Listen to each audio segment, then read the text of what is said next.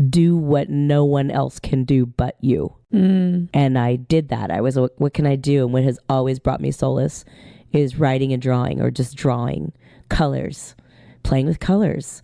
When I play with colors, that is my world.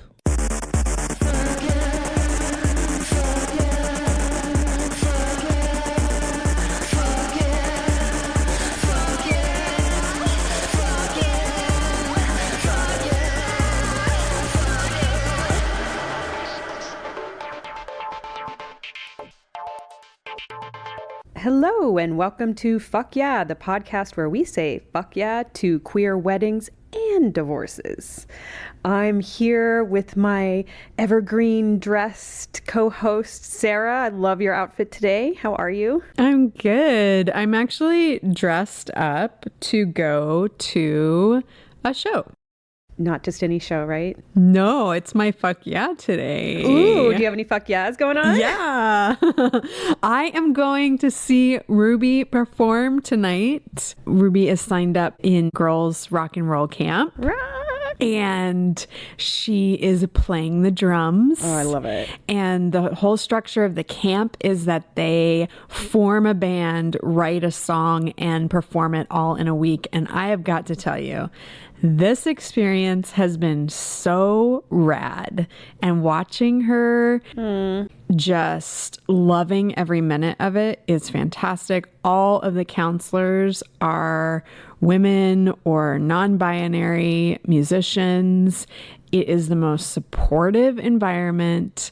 I mean, Ruby has dabbled with drums, but not had any formal lessons. And so the fact that the structure is that they can write a song and perform it in a week is sort of mind-blowing. Yeah. They have a class on feminism. What? So Ruby's been reporting, I mean, just everything about it is like a utopia of things. And I'm such a proud mama, and I can't wait to see this show tonight. And just like, even just drop off and pickups has been so magical and supportive and wonderful. And I can't speak more highly of this camp. Hooray. I'm so happy. Yeah. Yeah, I know you're going to take videos, but I got to see that girl drumming. Yeah. That's so cool. Well, that's great. I'm so excited. Oh, and today we have JP on. Yeah. I met JP as craft captain. I don't know about you. When did you meet JP? I met JP at the Pleasure Chest, and it was holiday time, and JP was there to decorate. Doing installation stuff? Yes. And so we were decorating these like mannequins, I think, hanging from the ceiling. Like, I was so into it, and we connected right away, and I've just loved JP ever since. JP is a multidisciplinary artist, an illustrator. JP does puppet work. They're a fabricator of puppets, but also installations and pop-ups. And they have a weekly night at Akbar called CraftNight that they have been hosting for a long ass time. And just like an overall, like all around Renaissance artist, like it's in their DNA. JP's the most artistic person that I've met, in that they are in a constant form of creating.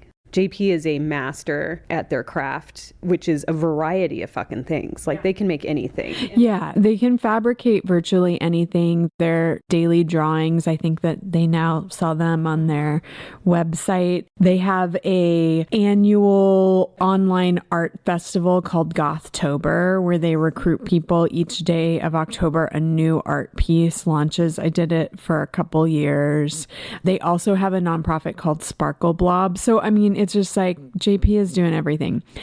The thing that we're going to talk to JP about today is their sort of volunteer work, I guess is how you would think of it, their community offering, which is that they are an officiant of weddings. Yeah, they officiated my wedding. Yeah. They officiated my mother's memorial, which is very meaningful to me. And the wedding was also very meaningful. And a lot of our friends' weddings and beyond, like, they've been doing it for so long. And they have this sash that they wear full of patches for each event that they've done. And it is full. I'm really interested in their insights around having been present and basically hosting so many queer like holding space for so many weddings.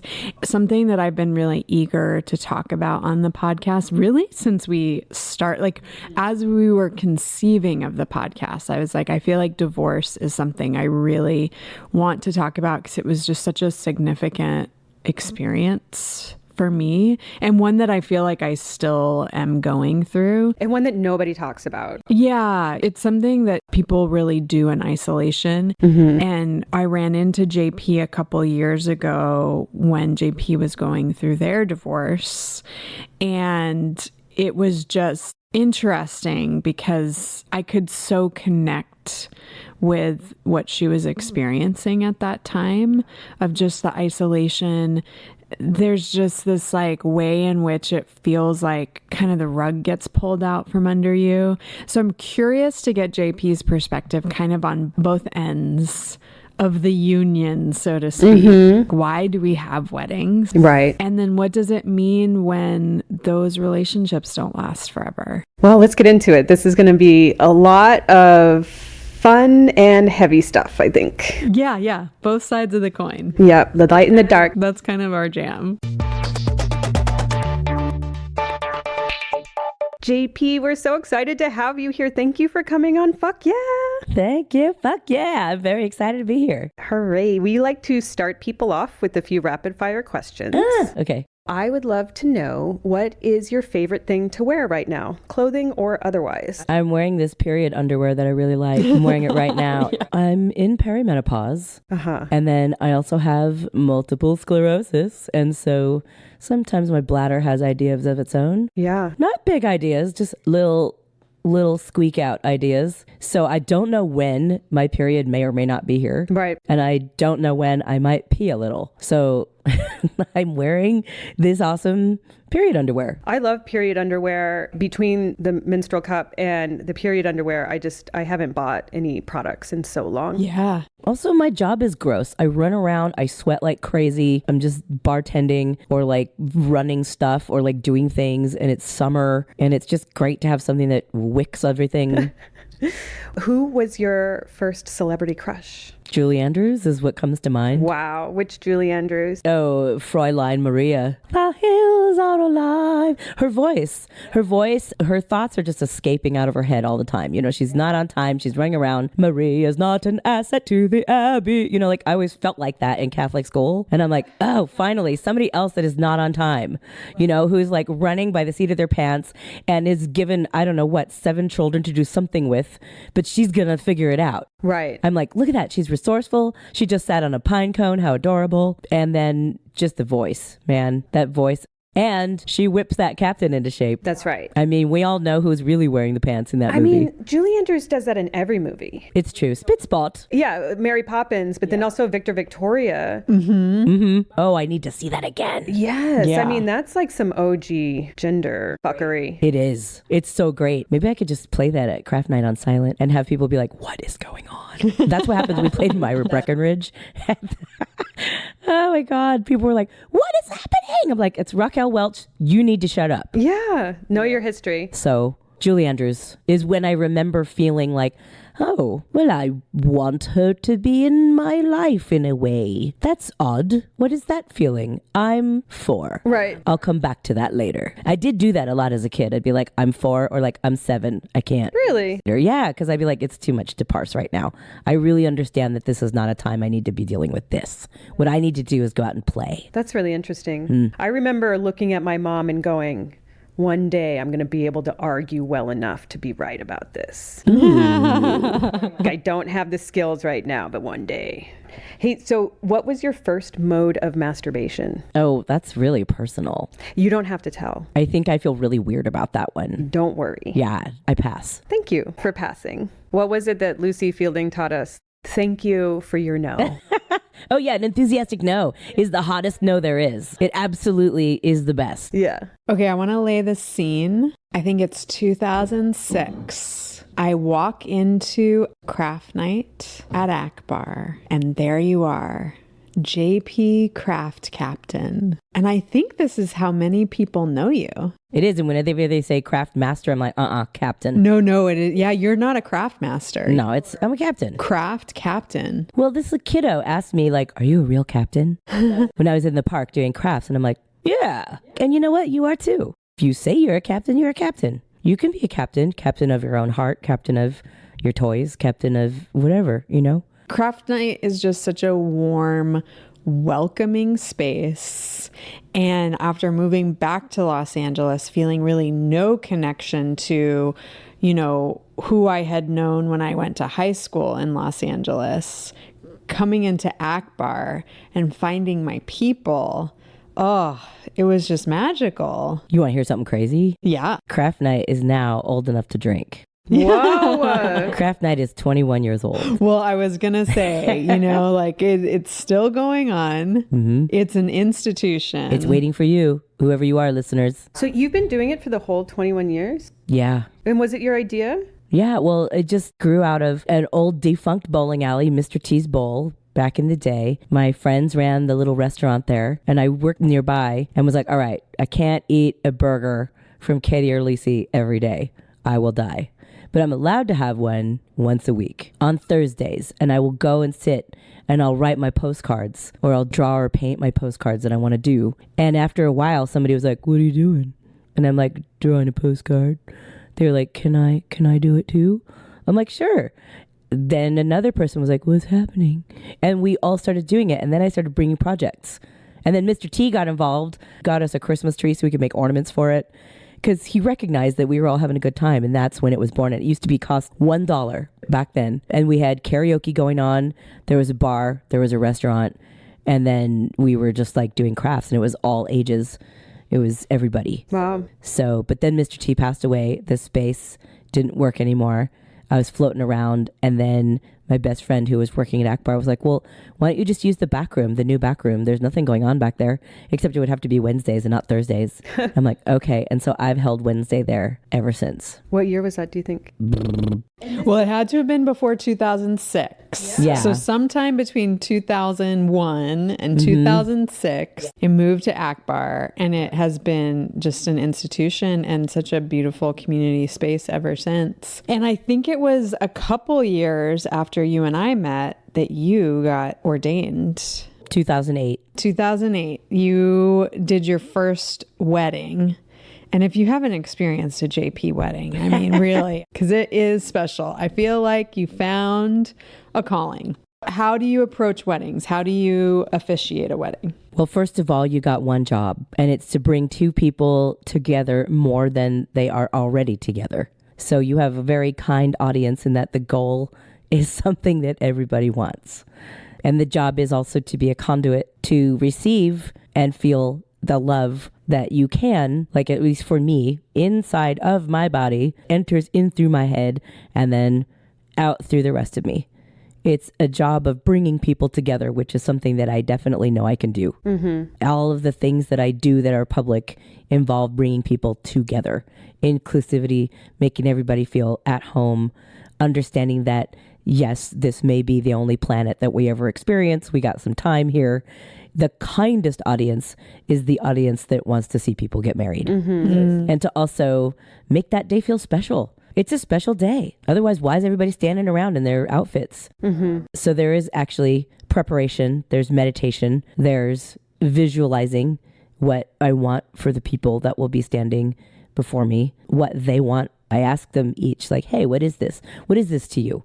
Why are you doing this? Why didn't you do it before? How come it's happening now? Why now? Things like that. Didn't I ask you a bunch of questions? Yeah. JP officiated my wedding and also my mom's memorial. And both times I felt very well taken care of. And you had us think about things that wouldn't have occurred to us otherwise. The way you just described it, and you're gesticulating like this is a full body experience. It is. I really appreciated that. And in particular with my mom's memorial, like you were talking about the stardust and the universe in this way that really sang to me at that time. It was really special. And then, of course, the wedding was really special as well.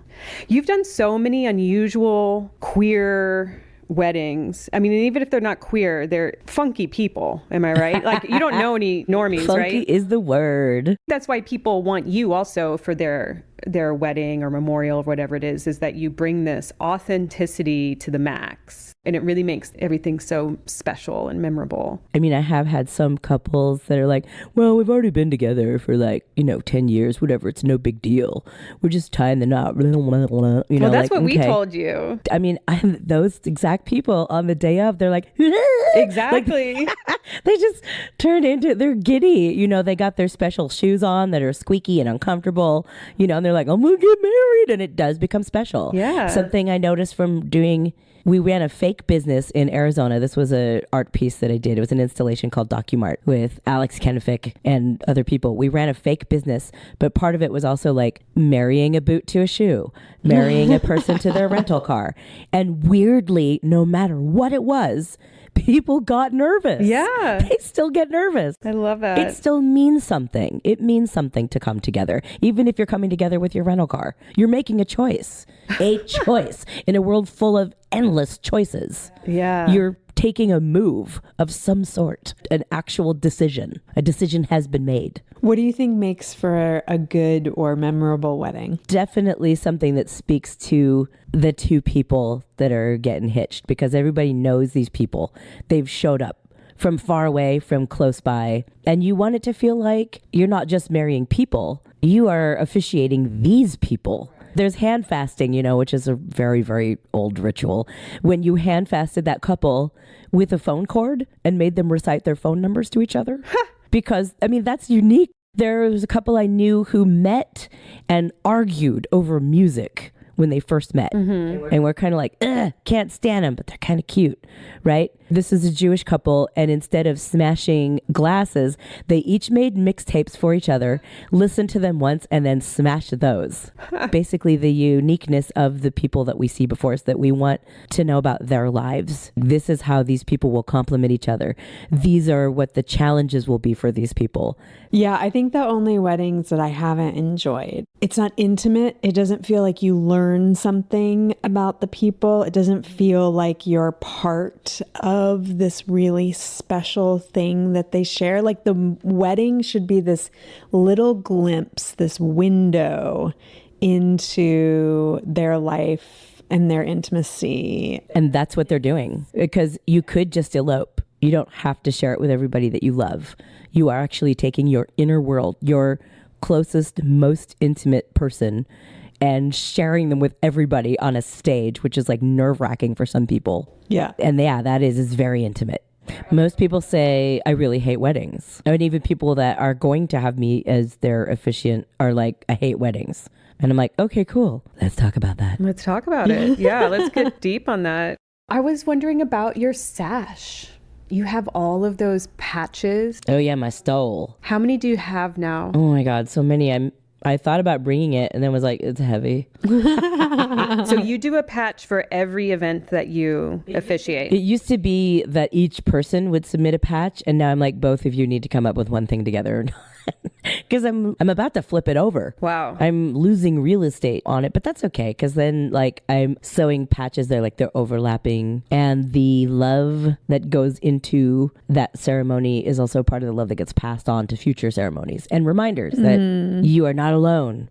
Other people have been nervous standing in your shoes, wondering if your vows are too long or too short, if you forgot something about running the goat farm together or whatever. It started out, my friend Carrie Bennett made me a sash for the first wedding I did in 2008 in Zihuatanejo, Mexico. And back then it only had like 2 flowers at the bottom of each one, and now it's totally full. Wow. But I also have done embroidery on it. Your mother's name is on it. My brother's name is on it. My father's name is on it, and some other people who have gone into the great beyond. So it's a very powerful garment. It reminds me of the sash that like rabbis wear. What is it called? Well, it's definitely a stole. A stole. Priests tend to wear stoles. Oh, okay. I'm ordained, but also I'm self-ordained in my own way, where I wear this thing. And it signifies that I am about to, and a reminder to myself and to other people like, hey, we're about to do some Marian stuff. Yeah, and I think that it's like you have a spirituality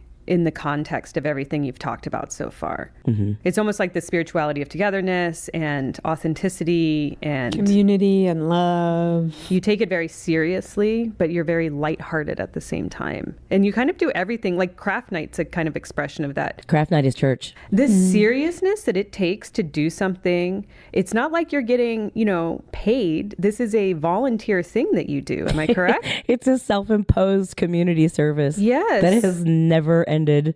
It's that thing, if it ain't broke, don't fix it. It just keeps working. Yeah. We had a wonderful woman from the Philippines who came here who has never been in an American gay bar before. And we were doing karaoke. So what do? We put her in a chair and we rubbed all of our butts on her.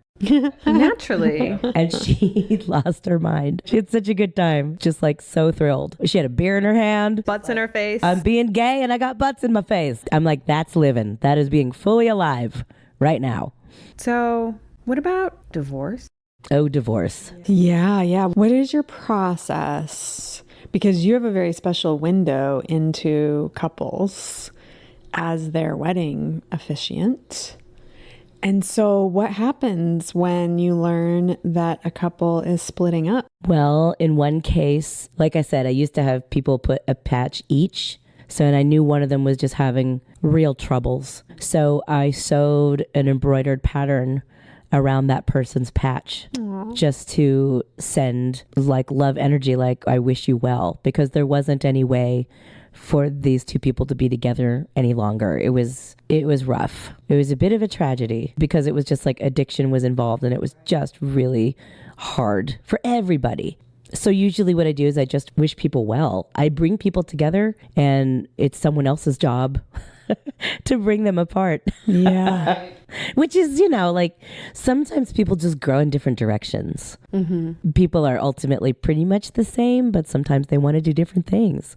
And when one goes into a commitment with another person, there is always the possibility that they may end up wanting to do something else. I mean, it is the thing about adult relationships. They are conditional. Mm-hmm. They are not unconditional. And I think we've actually been fed a lot of messaging that love should be unconditional for it to be real. A relationship has to last forever for it to be a good, quote unquote, good like it's just such a lie. Yeah. And there isn't a lot of programming or messaging that we get around relationships take lots of different forms. They have lots of different lifespans. Your intimate relationship with a partner who you're sexual with may not end up being the primary, most meaningful relationship you have in your life. All these things, right? There's so many different ways to be in relationship. And it's hard because I think a lot of people go into marriage with some serious programming around what it should be. And then when it's not that, it's really fucking hard. Oh, yeah. Yeah. And that makes splitting up all the harder when it's just like there's no real good path for it besides kind of chaos. Culturally, I mean, it's like we can take steps to be civilized, trying to stay together or break up. When you put more of your eggs in one relationship basket, just what you have to lose, the stakes are pretty high. Yeah. So you have a really interesting vantage point, JP. You and I ran into each other a couple years ago, and I feel like we had this moment around just like how earth-shattering divorce can be. I think you said to me, "Oh my gosh, had I known how hard divorce is, I wish I could go back and give all of my divorced friends like an extra hug." Oh my God, now absolutely. I am going through it and it is really, really rough. And I was like, it is. It's so hard. So I'm just curious if you have any insight into like what is just so uniquely challenging. It's isolating. When divorce happens, it's just like shame.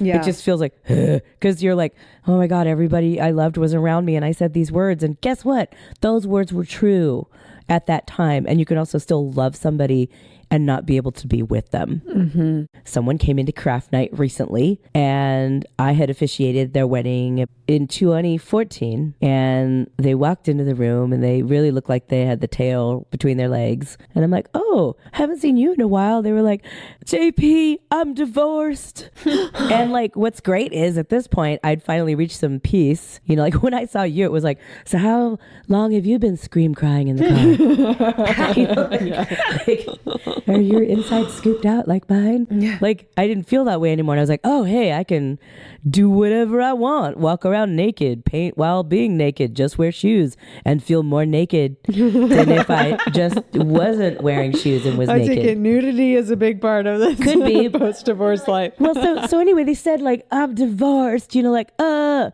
I was like, oh, hey, that's okay. And they were like, it is? I thought because you officiated my wedding, you'd be like upset with me. And I'm like, oh, goodness gracious. Like, no, like I would be more upset if you were still in a thing and felt like you had to be in it because of everybody else's expectations of you and that you weren't actually like living the way that you want to live. Like, that's the real tragedy, you know, is that you would be like stifled into a tiny itty bitty box and like wishing that you had a better life. Whereas now you're free.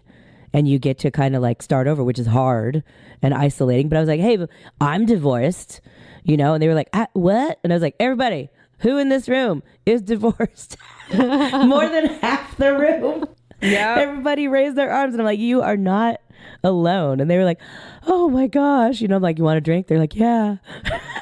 So that's the thing is a lot of us have really been through it. And also we're people whose parents, I guess, we've lived through more divorces. It really used to be like, you know, no matter what, you must stay married or shame will be upon your family, upon your head, and upon your children, you know? And it's just not like that anymore. And we get to form, you know, one-person relationships, multi-person relationships. You get to build it. And it isn't really anybody else's business. And shame shouldn't really be, I mean, shame, who's got time for shame? There is just no time for shame. Shame is good if you've murdered somebody and like buried them under the sidewalk and you're like, what? Everything's fine. Okay, guilt and shame is for that. Right. It's not for getting divorced. You need to stay true to yourself, obviously. Otherwise, what are you going to do? And, you know, it's that RuPaul thing. You got to circle the wagon. You got to take care of yourself and have things in your life that bring you fulfillment for just you. I'm wondering about your transformation through divorce. It was so dark for you for a while in that divorce, and then you kind of blossomed. And then where are you at now? Like, I'm just interested in that whole process, emotional, spiritual process that you went through. Oh, it was like a multi-layer shit fuck stack.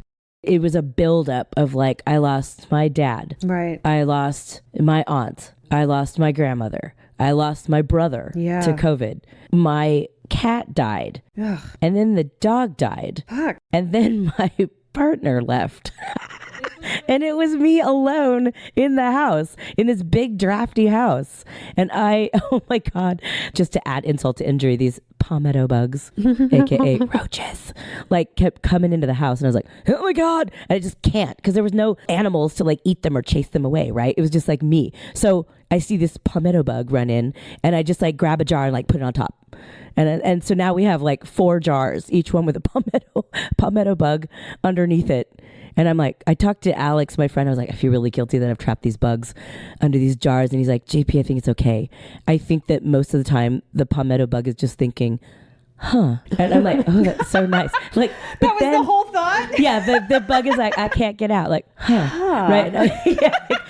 So like, but then the ants came. And when the ants came, they got underneath the jar and started eating the palmetto bugs. And that was dark. Because I'm just like, I'm alone, surrounded by jars with palmetto bugs being eaten by ants. Like, it was super Grey Gardens, you know? My other friend, Kate, was like, I'm coming over with my bug squashing boots. Yeah. And you can go in the other room so you don't have to hear the crunch. Because even though I'm a big bad butch, I do not want to hear the crunch of any kind of bug. I can handle dealing with skunk entrails in the yard. Wow. In 103-degree heat, but I cannot crunch a bug. I'm like, no bug crunching for me, thank you. I don't want to do either one of those. So I just was like, just beyond griefy. Yeah. You know, like inside, like scooped out, like definitely yelling in the car while driving, just yelling, like not even yelling words, just like, ah, you know, like that kind of like where you're in the car and it's a sealed environment where nobody can hear you. So you can just scream in the car. Yeah, 100%. It composted at some point. Like this pain composted into something different. I will say that I joined 2 different writing groups and they were both griefy because I was like, like I just need to be spatulated off the floor every day, like talking about like just laying in bed and having like those gray thoughts. Yeah. Just the depressed gray thoughts. I just want to lay here. Human beings are terrible. Everything is awful. And yeah, compost is a good word for it. I needed to go through it. And I wrote and I did the exercises. And at some point, I just wrote myself into okay, I'm tired now. Like I'm tired of doing this. I am now saturated so much with my griefy feelings that I am officially tired of them. I'm bored of myself. Yeah, I was like, I'm bored of hearing the insides of my own brain. And I didn't need to write in my journal so much anymore. Instead, I wanted to cover other things like start living, just begin the practice of my artistry, which is to walk and think and notice and look. It was during COVID that I listened to the Rabbi Jonathan Sachs. I've interviewed from On Being with Krista Tippett, which is one of my favorite podcasts. And he was talking about what can you do right now? Do what no one else can do but you. And I did that. I was, what can I do? And what has always brought me solace is writing and drawing or just drawing colors, playing with colors. When I play with colors, that is my world. I remember you doing daily drawings. Still doing it. You are so good at practices. Like this CraftNight thing. I mean, 21 years.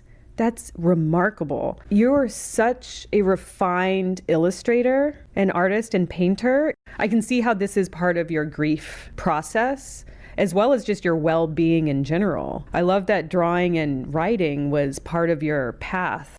And I come back to it, like it rises and it's like the tide, it ebbs and flows. But yes, I would say that in the instance of a partner going away and finding their own way, their path, is to really essentially get back to remembering yours. What can you do that no one else can do? What brings you solace? What brings you a sense of being whole? What can you do to soothe your heart? And eventually you come to a place, or at least I came to a place, I can't speak to anyone else, but realizing that, yeah, the relationship that I had with my spouse was one where it was very successful. And I can now, again, really appreciate the smile and the laugh of that person, which still makes me so happy anytime I see it or hear it. And the gifts that we gave each other are still real and still reverberate in our lives. Oh, that's nice. I don't know that I've even totally gotten to that place. So that's really beautiful that you were able to get there. One thing that I noticed in going through divorce and co-parenting is we never got a break from each other for, I guess it's like 15 or 16 years. We've never had a break from each other. I mean, to a certain degree, obviously, they're not in my daily life in the way that they were for a long time, but they are in my life in a way where we didn't get that opportunity to kind of step away. We've had certainly moments of appreciating one another, but I think that that's something that people need to have permission to do, of like, be mad, be sad, grieve, whatever the things are that you have to feel, like let yourself go deep into that and for as long as you need to. And just trust that one day you probably will come out of it with some space and be able, unless something truly terrible and like cruel has happened, right? Then like, hopefully you can get to a place. But I also think that one of the things that did help me, and you talking about just like a daily practice of writing or drawing, like I had a thing where it was just like, okay, everything is a shit sandwich and it's going to pretty much feel bad most of the time, but it is within my control to do one thing a day that feels good. And for me, that was exercise. Now I'm like, man, it's too bad I'm not so sad all the time. It sure would be nice to be working out really hard 6 days a week. Yep.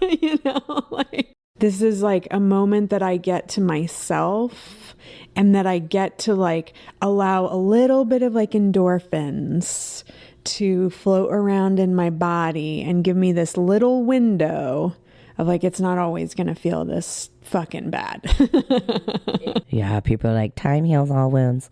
Sure, time can heal some wounds, but you gotta also move it along. Yeah. Yeah. You got to process. You have to own that stuff, because I've said this is going to be my legacy. If you hold in a burp, it's just going to come out as a fart. And vice versa. That gas has got to get out. It's coming out. It's not good vibes only, everybody. It's got to be like, foo, let it out, you know? Let it out privately or let it out publicly, but like, get it out. Dance your face off. I don't know. What do you need to do? Ride a roller coaster 6 times in a row? Do it. Just do the thing that gets it moving. And I was talking to Robin about, you know, in Japan, where you have or see your depression or sadness as something that is with you, but you almost treat it as if it's like a bag. And you're like, all right, depression, I'm throwing you on my back and we're going to go take out the trash together. And it's not that it's not there.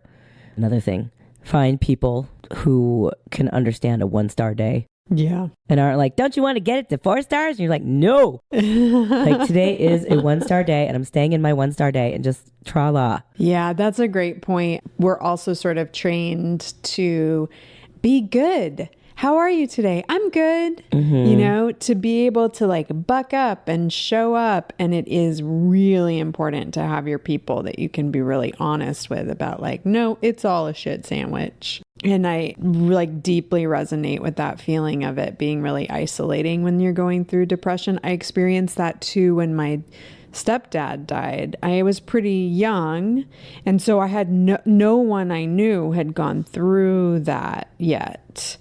And divorce was similar in like, oh, I'm kind of the first that's doing this thing and people don't get it. And it is kind of a bummer to talk about it because people don't really understand what it's like.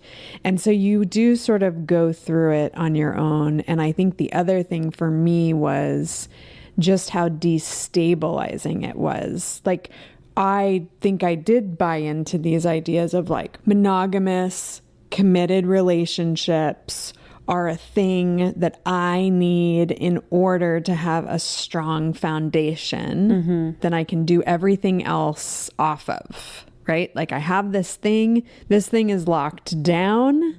And so then without that thing, eventually there were things about that were very freeing. But at first, it was feelings of isolation and just not knowing where my footing was. Like, this thing that I thought could hold me up, the foundation of it wasn't as strong as I had thought it was. And yeah, feelings of shame, all that you mentioned. Yeah, it's rough. It's hard. Yeah. Hard to get through. Where are you at now? Where am I at now? Yeah. Where are you at emotionally? Emotionally.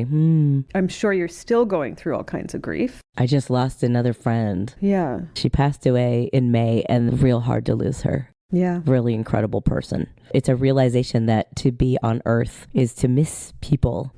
Things will change. And that's you know, if you live in California and have earthquakes, you know all about that, which is that the ground is not stable. It's actually a moving thing, living on the backs of 9 turtles that get irritated with each other once in a while, and they move around, and so does the earth. So everything is in flux. Everything's changing all the time, which is simultaneously terrifying and freeing. Right. So you're holding that duality, it sounds like. That's where you're at now. I am learning, still always learning how to do the things only I can do, like Oliver Sacks said, but also find the commonality of people that want to do the things that you don't like to do. Yes. And then also just like people that want to help, because I want to help everybody. Yeah. What do you want to do? Are you trying to get outside more? Let's go look at leaves. We can go on a leaf walk. You know, like just possibility. I suppose that coming out of depression or coming out of a dark place is that you begin to see possibility. Right. Whereas at first there's scarcity, or just so much has been taken away. You're like, oh, well, when stuff is taken away, there is space for something else. Right. We don't know what that is. And maybe we won't even like it, but maybe we'll grow to like it. For instance, some nights people are like, oh, I'm sorry, I haven't been to CraftNight in a whole year. I'm like, girl, if I wasn't running it, I wouldn't be here. There are some days when I'm like, I hate everybody. I don't want to do this. I walk into CraftNight, somebody's sad. There is a part of me that is an inner cheerleader that's just like, hey, are you having a shitty day? Here's a shot of Tito's. That is part of my job as a craft captain. It's part of my job as a reverend. It's part of my job as a bartender. It is part of investing in community, which means embracing those 1-star days and saying, I'm here for your 1-star. I'm here for your 5-star. Do you want to make your 5-star a 6-star, or do you want to sit here and have a 1-star? But that's what that is. You know, it's like I come in and I'm like, I'm here for the stupid day, rah. And then somebody's there and they're like, and I'm like, oh yeah? Yeah. Well then, fuck them. Here's some glitter. Draw a thing. Make a mess. Do a life. Have a moment. Create something that's yours. You know, this belongs to you. This is your gay bar. Act accordingly. You know, use it. Come in. We've been waiting for you. That sort of thing. I feel like pep talked. I figured that out about CraftNight, which is like, I hate everybody. By the end of the night, I'm like, I love all of you so much. That's community. Yeah. We're going to get through it. It's terrible. Let's do it together. It's life together. Yeah. And then maybe it'll become something else. That's a movement. Aside from Wednesdays at Akbar for CraftNight, where can people have community with you? I'm a bartender. I work at Akbar, which is my family, my queer family. It's a neighborhood bar. No, we don't have a drink menu. I'm there on Tuesday happy hours from 4 to 9, and I'm at CraftNight every Wednesday from 9 to midnight, or a little later if we're feeling it. And I will say that sometimes when I'm not there, there is always somebody there. We've had different people come in because I want you to have a space to just come in. I had somebody tell me that their father passed away, and they would come into CraftNight, drink, do a craft, not talk, feel like they were held together by scotch tape, and then go home. But that little bitty bit helped them hold on, and that's what it's for. Yeah. It's also for people who are shy, who don't feel comfortable talking to other people, because those of us that are gregarious and extroverted will be like, what are you doing? Are you sprinkling sand on something? You're cute. Like that. It's cleverly tricking the people of Los Angeles into making and doing art. Yeah. If you want to do something creative, I will end up enthusing you into doing something creative, or encourage you to bring your own project to CraftNight. Because I wanted to say that I have supplies for you that are never any project above a 4th grade level. However, if you're working on a scarf, or if you have a mood board, or if you're writing a letter to your auntie, bring it. Like, bring it and sit and do it. It's like a salon. It's like a place to be creative. That's great. And you also have Sparkle Blob. It's my art collective. It's a nonprofit. There will be a holiday show in December at the Broadwater Theater. And I also work at the Broadwater. So if you want to drink from me, or if you want to see my show, you can visit sparkleblob.com or sparkleblob.org. Oh, and also you have Gothtober. Yep, that's going to come up. Looking for people who want to make and do art. Where could people find your artwork? JuliannaParr.com will lead you down all the pathways. It will lead you toward puppets. It will lead you toward paintings. It will lead you toward print work. It will lead you toward knowing where I'm going to be and what I'm going to do. It's a good time. Thank you so much for joining us for this very intimate conversation about all the hard feels and all the good feels with the weddings and everything. I feel very privileged to be here. Thank you. Good. I'm glad. Hey, if you're divorced, you're not alone. And if you're in a thing, you're also not alone. Yeah. And if you have bugs trapped under a jar, you are not alone. Yeah. Yep. It gets dark sometimes. It can get dark, but we're here to help. Well, we love you. And I love you too. Sarah, what do you take away from that conversation? There was a lot we covered there. Yeah, you know what was interesting is just like the energy in the room through the conversation, like so much lightness at the beginning, and just the way that JP can kind of hold space and talk about how significant it is for people to share their intimacy with their loved ones. Mm-hmm. And I felt so light. And then it was like we went through the dark journey into the other side of how heavy it can be when a relationship that you thought was going to be with you through your whole life comes to an end, and with them sharing about their depression just so honestly and with such transparency, it's really meaningful, but I really felt it. Like I feel a little heavy after having that conversation. I agree. I feel heavy, but that kind of open-hearted heavy that you kind of get after therapy sometimes. It's a lot. And the experience that JP's gone through with so many deaths, one right after another. I mean, the amount of deaths that they were talking about, I believe it was in about a 2-year time space that they lost so many important people in their life. And then to have the divorce, that description, I mean, I see metaphor in almost everything is part of why I get depressed. But that visceral image of the cockroach under the glass and then getting eaten and just having someone come in there and take it away, because that's what depression and grief will really do, is you'll just be sitting there contemplating something like that, immobilized in this way where you now have a collection of bugs in a jar and you're like, how did I get to this point? And I feel that so hard. And it's always with this conversation, I felt like kept on coming back to community. We get married in these community events, and then we really need to draw upon help from our community in those times when we can't take care of things because we're so deep in grief or depression or whatever it is.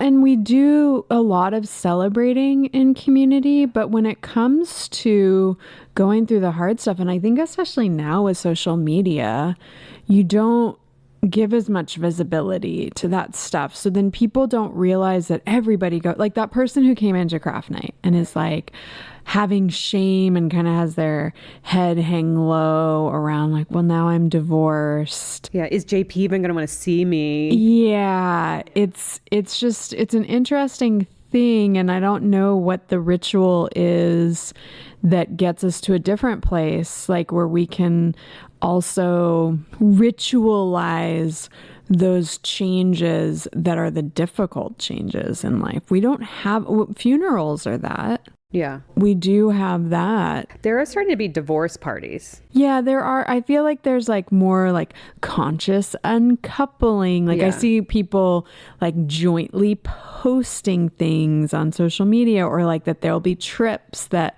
women take together after separating from like deadbeat husbands or something.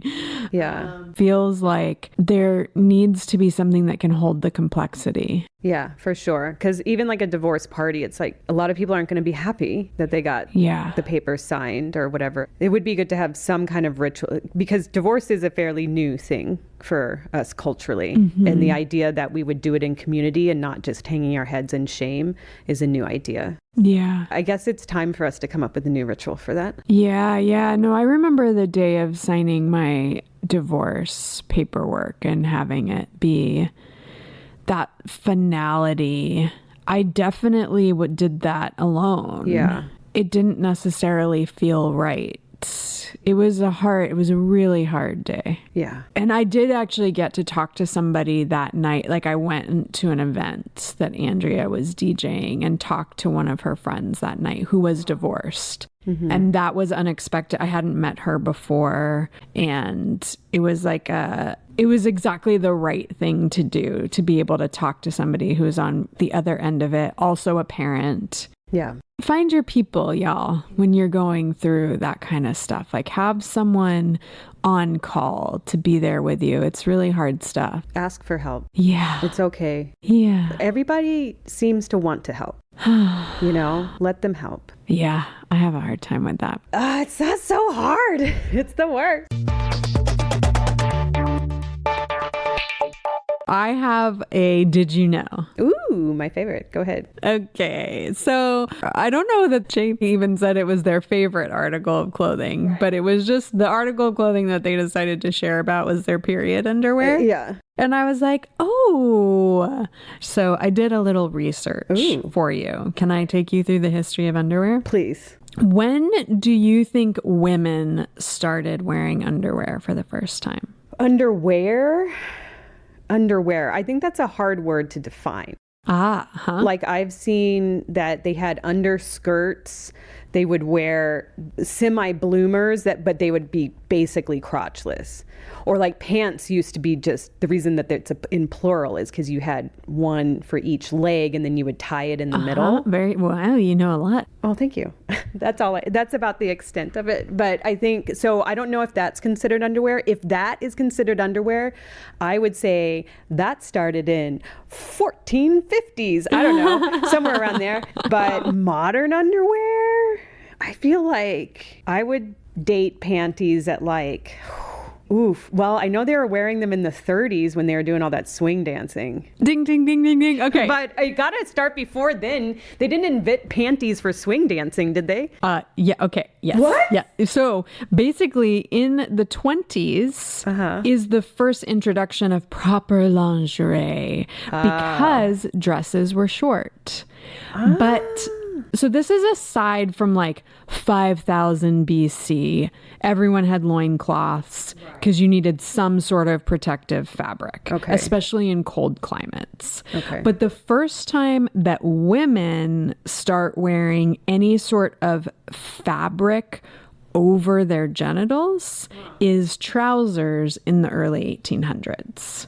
Before that, all of women's undergarments were like corsets and a whole bunch of stuff that was really, really tight and shaping bodies.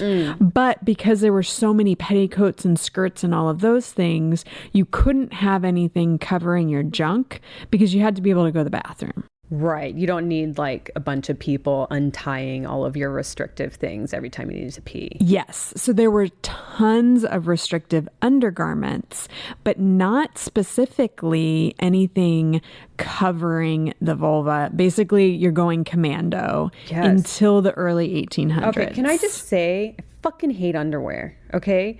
I wear it because I'm on my period or because I'm trying to be sexy. I'm just glad to hear that it is a recent, in the last 100 years, people have started doing this. So I don't feel like, I mean, I'm treated sometimes like a caveman for not wearing underwear, but I'm just like, hey, it keeps me fresh. When I wear underwear, it gets fun, okay? And I know there's like, the material of the underwear makes a big difference. Like I've tried all that. I just don't like it. Oh, okay. So I need the air. I think I'm too much of a rule follower. I definitely wear underwear a fair amount. I mean, I guess less now that I work from home a whole bunch. But so in the 1950s is when the bikini, like bikini style underwear was developed. So the bikini was named after an island in the Pacific Ocean, and it came with a flexible elastic waistband and cotton fabrics. So this is the first time that there is the development of like a daily comfortable undergarment that women can wear. Men are basically wearing underwear since they started wearing pants in the Western world. Yeah. And then, of course, we have the 1980s to thank for the thong. Right, of course. And they first gained popularity, thongs, in South America. Oh, Brazil. And it was like, it became really popular because of like 80s aerobics culture. Oh, yeah. Yep. And so then you started seeing like G-strings and like the leotards. Can you imagine the yeast infections that were happening in the 80s? Because not only is it thongs, it's also synthetic materials. Yep. They're basically wearing plastic. Pantyhose. They would put on pantyhose and then a thong over that and then go work out. Gross. Yeah. There is a great, horrible movie that shows this in great detail that stars John Travolta and Jamie Lee Curtis called Perfect. I've seen a clip from this. Isn't Jamie Lee Curtis like doing some sort of hip thrusting aerobic style dance, and it's very sexual? I highly recommend everybody watching this. Maybe I'll make a TikTok out of this. It's so ridiculously over the top, and it is so spandex and so thong, all of the things that you're talking about. The underwear became the outerwear in the 80s. Well, and really in the 50s with the bikini and everything. That's so interesting to me that it is so recent and so ubiquitous. Right. I have to be careful who I tell that I do not wear underwear. And I'm like, bitch, this just came up, okay? It has been here for only 100 years. Now you have a good argument to make with everybody. Don't shame me. This is a recent invention. Okay. But I am obsessed with the 20s. And this just is like another thing where I'm like, shit really changed in the 20s. And we don't give enough credit to how much shit changed. Underwear was invented, all right? Yeah. Anyway, I do feel lighter now. Thank you. We have to do something to bring the mood back up. JP, thank you for sharing with us about your period underwear. Definitely put on perfect at CraftNight next time you pick a movie to put on. Everyone go to CraftNight, find JP at juliannaparr.com or sparkleblob.org. And please find us at Fuck Yeah Pod on TikTok and Instagram. Email us. Send us some questions. fyeahpod@gmail.com. Fuck yeah. Bye.